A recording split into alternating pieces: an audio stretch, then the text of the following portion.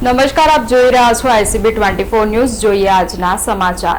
વડોદરા શહેરના પોશ ગણાતા રેસકોર્સ વિસ્તારમાં એક જાણીતા જ્વેલરી શોરૂમમાં ખરીદીના બહાને આવેલી હાઈ પ્રોફાઇલ દેખાતી મહિલાએ લાખો રૂપિયાના કિંમતી દાગીના ચોરી કરવાનો પ્રયાસ કર્યો હોવાની ઘટના સામે આવી છે।